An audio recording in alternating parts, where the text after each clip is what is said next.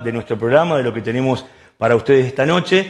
Yo digo, bueno, lamentablemente el debate que no fue. Me parece que la instancia de debate es muy importante en la democracia para que cada candidato o precandidato, como va a ser en estas pasos, pueda no solo explicitar individualmente sus ideas, sino también cotejarla para que el ciudadano, usted, el televidente, el votante, el elector, pueda comparar. Me parece lo más saludable, normal. Lamentablemente no ha podido ser así porque, bueno, Martín Franconi dijo, yo no hago debates, respetamos su decisión, aunque no las compartimos. Sí aceptó el convite del doctor Gabriel Albarracín. Doctor, buenas noches, gracias por participar. Hola Ariel, ¿cómo estás? ¿Cómo te va? ¿Le hubiera gustado tener a Franconi? Siempre enriquece, pero bueno, también uno comprende, a veces son estrategias electorales, a veces son, bueno, realidades que tienen que ver probablemente con un contexto donde Martín se encuentra con una candidatura inesperada y también todo esto. Así que seamos indulgentes. Bien, sí, coincido. No vamos a cargar las tintas en eso. Sin lugar a dudas. Así que Bueno, salió beneficiado Albarracín porque teníamos pensado, son 5 preguntas, esto en formato de debate, 6 en realidad, teníamos pensado asignarle por razones de tiempo y espacio 1 minuto 30 cada uno, pero va a tener 2 minutos que van a ser cronometrados. Para cada pregunta vamos a mantener, digamos, bien. el formato sin interrupciones de mi parte. Sí. Bueno, la primera pregunta, doctor Albarracín, es ¿cómo sería su modelo de gestión y cómo es la ciudad que imagina para el futuro? Sus 2 minutos en marcha. Bien. Estoy haciendo pública una carta, creo que si no, esta noche será en las primeras horas de mañana, donde defino, entre otras cosas, esto. Y defino la necesidad de que volvamos a tener un proyecto que precisamente nos dé prioridades de un modelo de gestión.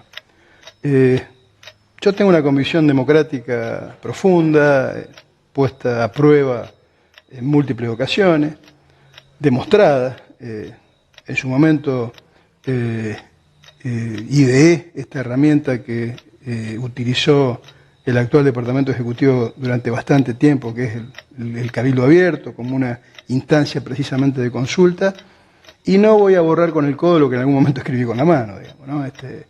Creo profundamente en la necesidad de establecer metas de conjunto, metas colectivas, un destino, y planificar ese destino. Obviamente que en política no existe la posibilidad de aceptar lo que uno recibe con beneficio de inventario como si fuera una herencia, digamos, ¿no? Razón por la cual hay que moverse a partir de la realidad establecida en función de la gestión del gobierno anterior. Sus déficits van generando las prioridades sobre las que uno tiene que rápidamente empezar a trabajar, y no depende muchas veces las prioridades de la propia voluntad, sino de la realidad. Algunos déficits son evidentes, están muy a la vista, razón por la cual es relativamente sencillo individualizarlo. Otros requieren de un análisis un poco más profundo para también ponerlos en la agenda en el lugar que corresponde.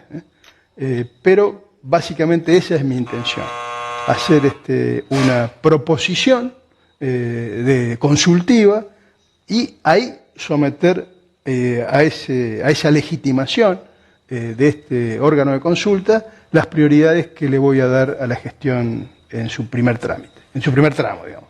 Bien, la segunda pregunta tiene que ver con cuáles son, a su criterio, 3 aspectos principales a mejorar en la ciudad y cómo lograría mejorarlo si le toca ser intendente. Sus 2 minutos en marcha.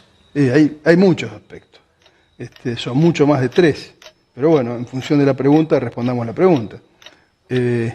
Tenemos aspectos que están siendo reclamados masivamente. La seguridad es uno. He conversado ya en algún momento contigo acerca de todo lo que es factible hacer para mejorar la situación de seguridad en nuestra ciudad, buscando una herramienta de obtención, de gestación, de información útil que permita a las autoridades políticas locales ir contribuyendo con las autoridades policiales para fijar una agenda de prioridades también en lo que a seguridad concierne, en las cuestiones que hay que atender de modo prioritario y preferente. Otra cuestión que está claramente a la vista tiene que ver con la necesidad de situar en el centro de las demandas las dificultades de acceso a la tierra para la vivienda y la vivienda. Esto es una materia pendiente de antigua data, pasó en los 24 años de gestión de Facendini de Pache, está también como una materia pendiente en los 16 años de gestión de la actual intendenta, y yo creo que es una de las cuestiones a las que hay que darle una atención prioritaria y hay que trabajar en varios frentes para eso, generando condiciones para ampliar la oferta de los lotes, generando también situaciones que permitan, fíjese, sin ir más lejos y rememoro, usted recordará que sobre el final del gobierno de Cristina Kirchner tuvo mucha potencia este plan de Procrear, que había mucha gente que había salido adjudicada aquí y que no podía recibir el crédito porque no tenía lote. Era de las pocas iniciativas que había tenido sí un financiamiento real importante en cuanto a la cantidad de gente que salía sorteada, etcétera, etcétera. Y bueno, nos encontramos con esa realidad. Le damos unos segunditos más para una tercera cuestión. Planteó seguridad, disponibilidad de tierras. Y hay otras cuestiones que tienen que ver también con la peatonalización de la ciudad. Yo creo que es una herramienta extremadamente útil para contribuir a un orden en el tránsito que nos hace falta y también como para generar un escenario de mejor desenvolvimiento de la actividad comercial en el centro y las áreas que rodean al centro de la ciudad. Bien, el tercer ítem que habíamos pensado para este debate tiene que ver con obras. ¿Qué obras priorizaría y cómo las llevaría a cabo en caso de acceder a la intendencia? Yo recién le hablé de dos cosas, le hablé de un plan y le hablé de la realidad heredada, digamos, ¿no? Y eso es lo que, esos dos elementos condicionan fuertemente las obras que se pueden hacer y que muchas veces contrastan con las que se quieren hacer. Acá hay un déficit de infraestructura importante, por ejemplo, en materia de saneamiento. Tenemos extensión de conexiones cloacales que no se pueden habilitar porque falta poner en funcionamiento la planta elevadora y otras obras complementarias. Ahí tenemos una materia pendiente muy grande, porque cuando todo esto esté en marcha, tendríamos aproximadamente el 50% de la demanda real de la ciudad cubierta, es decir, que nos queda todavía el otro 50% sobre el cual trabajar. Y ahí hay, bueno, parte de esa obra se financia por contribución de mejoras tradicionalmente, en función de que el vecino hace un aporte, pero otra parte debe venir por una inversión significativa de la empresa que presta el servicio, y estas cosas hay que irlas gestionando para que puedan desarrollarse en tiempo real de modo más o menos simultáneo. De nada nos sirve expandir la red si después no la vamos a poder habilitar. Probablemente en ese camino también haya que pensar en buscar algún otro tipo de servicio, precisamente para abaratar el costo de quienes tienen que periódicamente evacuar los fluidos que quedan en los pozos ciegos con los que habitualmente se da tratamiento a este tipo de efluente. Vamos a ir viendo también, en función de ese programa, de ese plan, que yo hablé recién de la peatonalización. Si esto, en función de lo programado, tiene una prioridad consensuada, habrá que hacer las obras necesarias para eso. Veremos cómo nos trata el cambio climático. Es una cuestión que me preocupa sobremanera. He tenido la posibilidad de verificar la crisis total en la que han entrado determinadas ciudades en América Latina y en Europa, precisamente por no tener obras para poder soportar, especialmente en épocas de enormes precipitaciones, en volúmenes nunca antes registrados, la evacuación de esa masa hídrica. Entonces eso también tiene que ver con las obras que uno tiene que priorizar. Se nos venció el tiempo para esta pregunta. Vamos al ítem siguiente, que está relacionado con apoyo al sector productivo. ¿Cómo se tratarían de vincular la gestión municipal con la actividad del campo, la industria y el comercio? El rol, creo allí que es de apoyo y de estímulo. Nosotros sabemos que hay algunas competencias que son inexorables del sector público y hay otras que se deben llevar adelante en cooperación, en interactuación permanente con quienes están llevando adelante negocios o actividades privadas. creo yo, por ejemplo, que es de mucha utilidad fijar una política, pero no para el gobierno que viene, sino de acá en adelante. Fíjese, yo le voy a comentar una cuestión práctica, por ejemplo.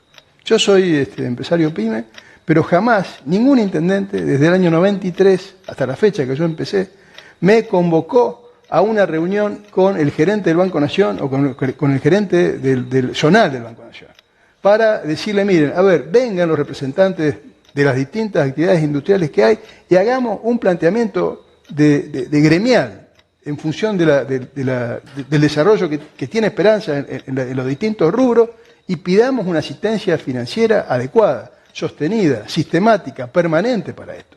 Y sé que esto en otras ciudades se hace. En otras ciudades es habitual, es corriente, que las autoridades electas apenas llegan, tienen con todos los operadores del sector financiero, fundamentalmente los de la banca oficial. En Provincia de Buenos Aires hay un banco oficial provincial muy importante, y esto se utiliza mucho, y es una herramienta que me parece que debiésemos utilizar a partir de una iniciativa política que no hemos tenido y que sería sano tener. Porque de ese modo estaríamos demostrando el apoyo político local decidido al sector productivo. Bueno, el último ítem, antes de la conclusión final, tiene que ver con las propuestas en materia de educación, cultura, deportes e inclusión social. Bien. Y son, sin lugar a dudas, tareas importantísimas.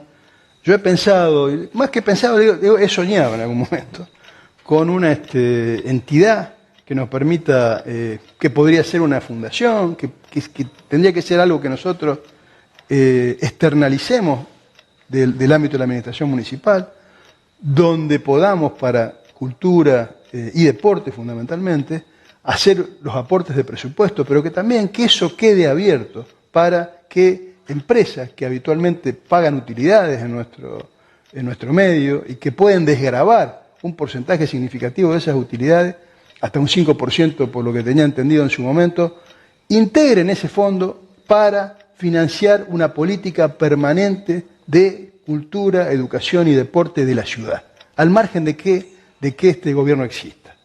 Eso es una aspiración que la he manifestado en varias ocasiones, se lo he comentado a industriales, lo he conversado también con dirigentes políticos y seguramente será una proposición que en su momento haga. Con respecto al tema de promoción social, obviamente que todo lo que tiene que ver con dotar a los sectores más vulnerables de la ciudad de las herramientas adecuadas para forjarse un mejor porvenir, tiene que ser prioritario. Y en buena medida eso pasa por garantizar o coadyuvar a garantizar un mínimo de salud, que obviamente pasa por una alimentación adecuada y en eso gestionar lo que corresponde para que esto no falte en los colegios, para que los planes que hay a nivel provincial y a nivel nacional eventualmente se ejecuten en tiempo y forma, y también para, de algún modo, diagramar y programar cuestiones que tienen que ver a la atención de necesidades que están, pero que el municipio no las ha tenido como parte de su gestión habitual. Y estoy refiriéndome a las necesidades de impulsar políticas que nos permitan avanzar hacia un proyecto de servicio de salud que incluya la prestación gerontológica como una prestación puesta de modo accesible, porque tenemos una población que se ha envejecido y tenemos que dar algún tipo de respuesta a esas necesidades. Bueno, comprendemos en el caso de este tipo de debates a los candidatos o precandidatos, no es fácil en 2 minutos sintetizar una propuesta en tantos ítems importantes, pero lo ha manejado muy bien a los tiempos. El doctor Albarracín se ve que lo ha traído un poco practicado. Bueno, antes de la síntesis final, Gabriel, esto que iba a ser un debate, que bueno, lamentablemente no pudo serlo, tenía previsto una instancia que era una pregunta entre los contendientes. Si hubiese estado aquí Martín Franconi, usted tenía la chance de hacer una pregunta, no vamos a tener la respuesta, pero ¿qué le hubiera preguntado? Sí, yo tengo una preocupación con respecto al tiempo que corre, y no por mi circunstancial rival en la puja interna, sino es una pregunta que le quiero hacer a la ciudadanía también. Le hubiese preguntado qué hizo en su vida laboral antes de ser funcionario municipal. porque evidentemente que debe haber adquirido una experiencia y sé que ha hecho varias de las cosas que se le han encomendado competentemente, me consta, pero en la gestión de la cosa pública no solo hay actividades específicas como la que puede tener una Secretaría de Servicios Públicos o una Secretaría de Obras Públicas. Hay también necesidad de acometer, de resolver problemáticas más complejas y problemáticas más amplias. Y la formación previa, acumulando experiencia, acumulando conocimiento, acumulando también contactos y la posibilidad de relacionarse, buscando dónde está la solución para esa problemática, es sumamente importante. Por eso se lo hubiera preguntado. Bueno, doctor Albarracín, tiene los 2 minutos finales. Le sugiero hablar a la Cámara, al televidente, al vecino Bien. esperancino. ¿Por qué en las PASO del 16 de julio, dentro de la interna peronista y en la elección en general, por qué votar por Gabriel Albarracín para que deje de ser ya precandidato y pueda ser candidato a intendente por el peronismo a nivel local? La razón es muy sencilla. Pido esto del votante esperancino porque me creo en condiciones, creo tener conocimientos, experiencia y por sobre todas las cosas vocación de servicio para poder, a partir de una candidatura, ya hacer desarrollos más profundos, más completos de todo lo que propongo para que Esperanza mejore su situación y tenga un proyecto de mejor destino.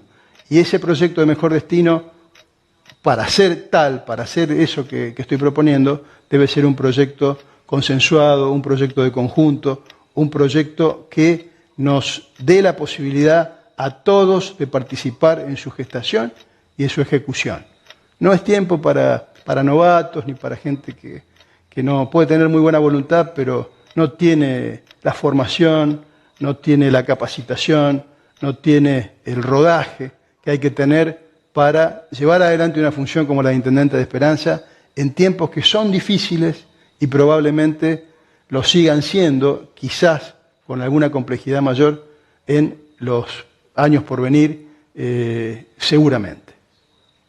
Doctor Albarracín, muchas gracias, muy amable por su presencia. Gracias a vos, Ariel, mucho gusto y agradecido por tu oportunidad de contactar con los oyentes de este modo. En este caso, con los televidentes.